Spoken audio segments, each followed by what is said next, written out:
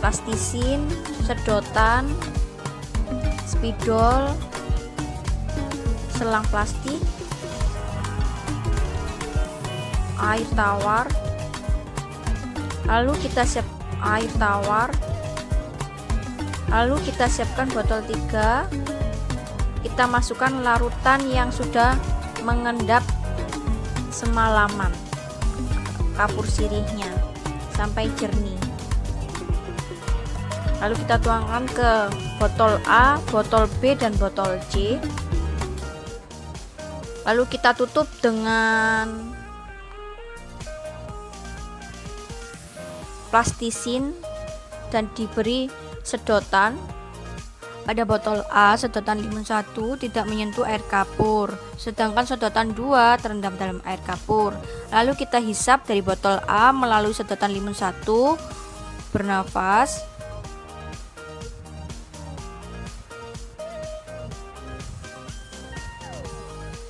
Pada botol B, sedotan limun 1 terendam air kapur, sedangkan sedotan limun 2 tidak menyentuh air.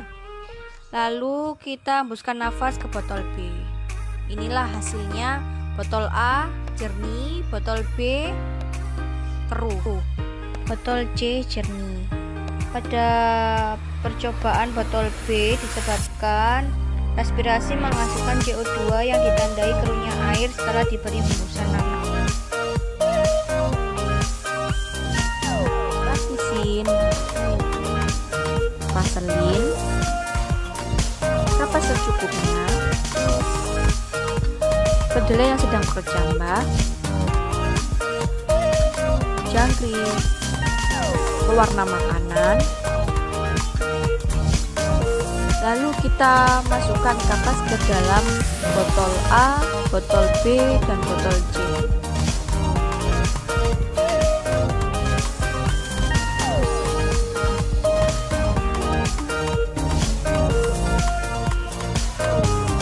Lalu kita siapkan air dan kapur sirih, kita masukkan.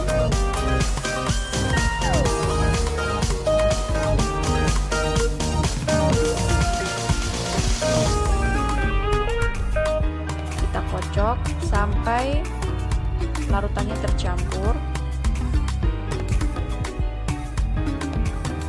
Lalu larutannya kita masukkan ke dalam botol A, botol B, dan botol C. Larutan kapur sirih masukkan kecoa di botol A, kedelai di botol B, dan C tidak ada makhluk hidup apapun, yang berada di dalamnya. Kita masukkan plastisin, ditempelkan.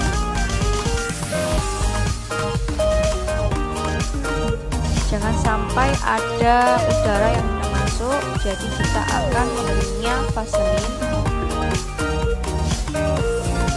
menghindari udara masuk.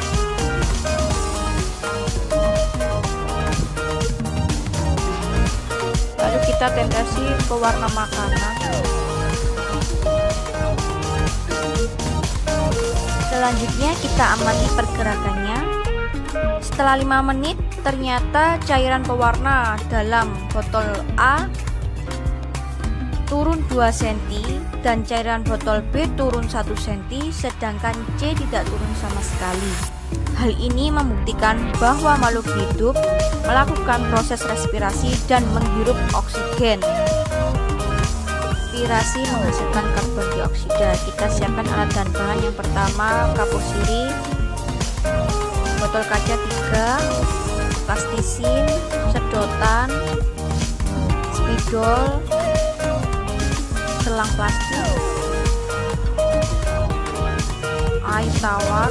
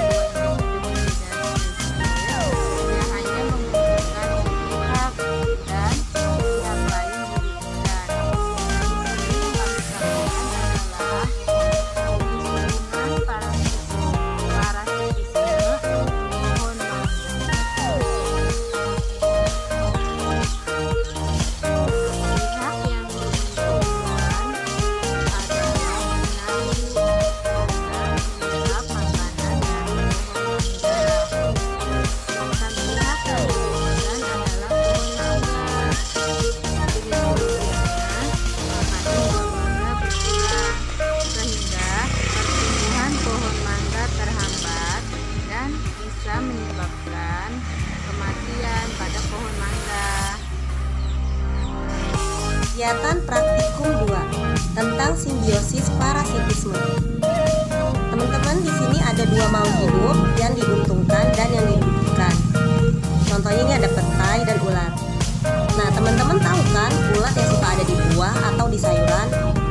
Ulat yang ada di petai ini sangat merugikan bagi para petani dan petai itu sendiri. Karena ulat ini memakan buah petai yang harusnya bisa dipanen. Jadi ulat itu diuntungkan karena mendapatkan sumber makanannya. Sedangkan petai dirugikan karena tidak bisa berbuah dengan baik dan tidak layak untuk dikonsumsi, sehingga merugikan para petani petai. Contoh simbiosis parasitisme yang lain adalah hubungan antara manusia dengan nyamuk. Pihak yang diuntungkan adalah nyamuk karena menghisap darah manusia. Praktikum yang akan kita jelaskan yaitu simbiosis komensalisme. Jadi hubungannya yaitu organisme dengan pohon komensalisme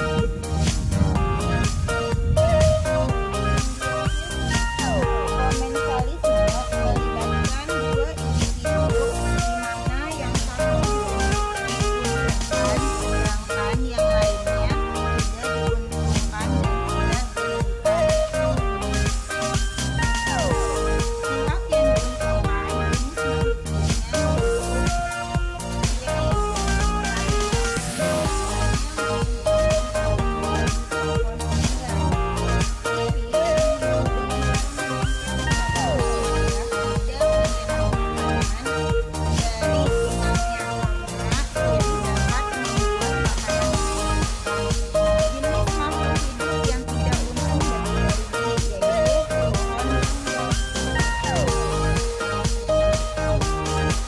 jenis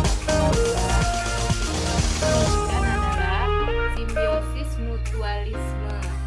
Nah, yang dimana kedua pihak saling diuntungkan, dan di sini ada hubungan antara kupu-kupu dan bunga.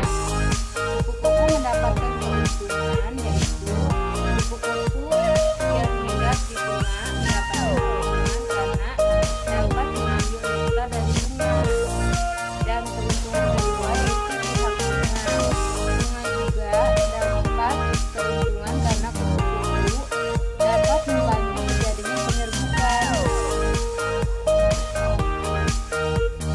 Nah, kita pakai bunga sepatu atau kembang sepatu. Nah, di sini terdiri dari putik. Putik itu, ini putik ya. Ini putik nih teman-teman.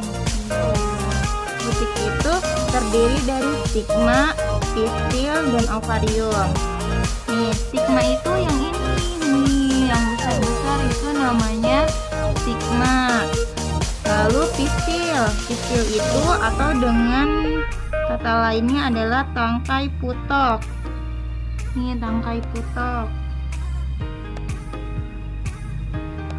Nih yang sudah dibuka.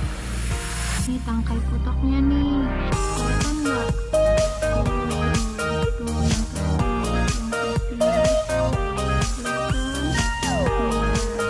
Nah, terus ovarium di kelopak bunga. Ini opal ya teman-teman. Ini namanya opal, kelopak bunga.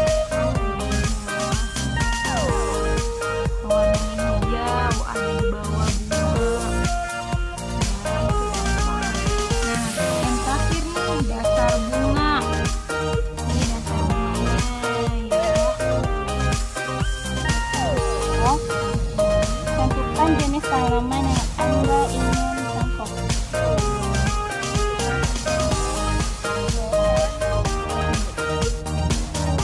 Pilih cabang yang akan ditangkap dengan diameter 2,5 cm dan juga bebas penyakit. Sehat ya guys. Ini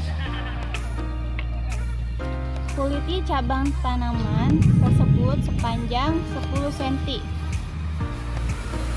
dan berjarak 10 sampai 15 cm dari pangkal cabang. Itu jarak ini.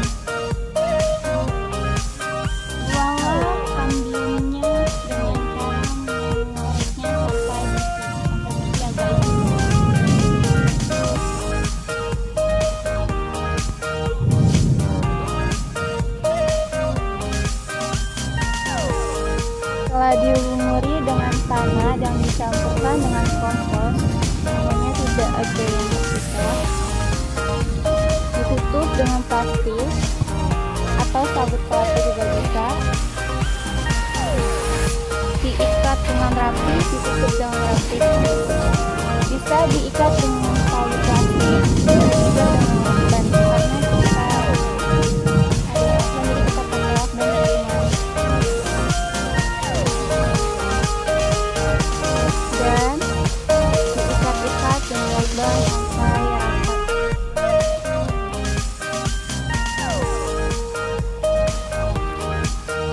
Dan kerjakan sampai menuju semua dan pekat sampai selesai. Dan ini hasilnya. Dan jangan lupa teman-teman diberi udara seperti dicek colok-colok biar dia ada udara.